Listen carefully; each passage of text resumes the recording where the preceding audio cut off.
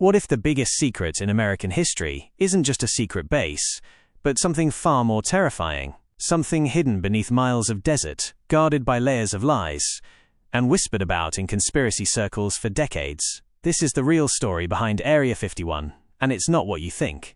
Part 1. The desert that doesn't exist. There's a place in the Nevada desert where the maps used to show nothing. No roads, no buildings, no signs of life. But behind the curtain of silence there was something massive. Area 51.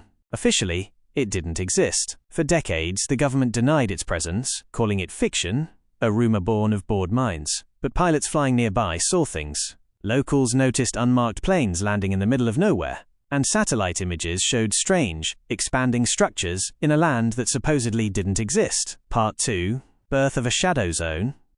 The story begins in the Cold War 1955, to be precise. The US needed to spy on the Soviet Union without being caught. So they began testing the U-2 reconnaissance aircraft. But they needed a base. Remote, isolated, untouchable. Groom Lake was chosen, a dried-up lakebed, perfect for landing strips, and invisible to prying eyes. Thus, Area 51 was born not with fanfare, but with silence. Even workers flown in on anonymous planes weren't told where they were going. Security was ruthless. Secrecy was everything. And so began the myth-making.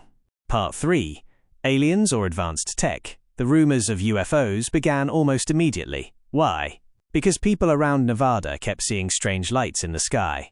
Lights that moved faster than anything known, made no sound, and vanished into thin air. The truth? Many of these sightings matched the timeline of secret aircraft testing, like the State Route 71 Blackbird, a 12 ox cart, and later, stealth fighters. Craft so futuristic they looked alien.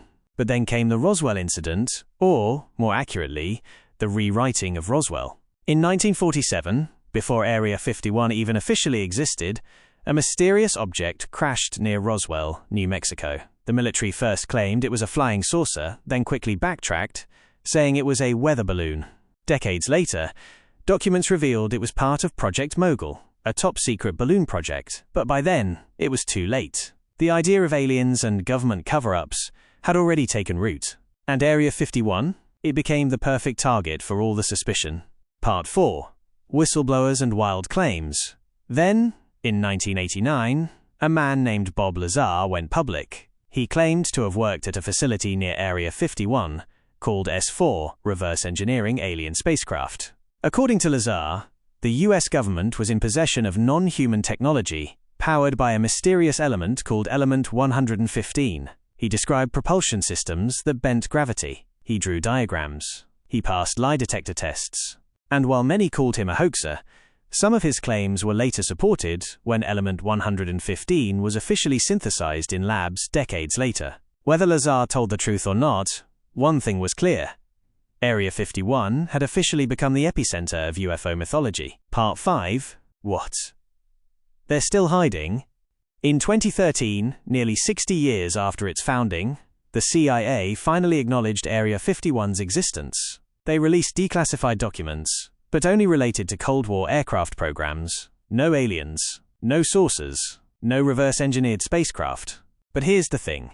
The admission only deepened the mystery. Why deny something for 60 years unless there's more to hide? Former employees have described underground tunnels, entire levels beneath the surface, and bizarre experiments. Advanced tech? Maybe. Biological testing? Possibly. Extraterrestrial artifacts? Who knows? And what about the Janet flights? Unmarked Boeing 737s that still, to this day, fly workers in and out of Las Vegas to Area 51 daily. Why such secrecy if there's nothing to hide? Part 6. The Storm Area 51 movement. In 2019, a joke on Facebook went viral. Storm Area 51, they can't stop all of us. Millions joined. Thousands actually showed up near the gates. While it ended peacefully, it proved one thing. People want answers. They need the truth, even if the truth is dangerous. Part 7. The bigger picture. Area 51 is not just a place. It's a symbol of government secrecy, of technological power, of how easily truth can be buried under classified files.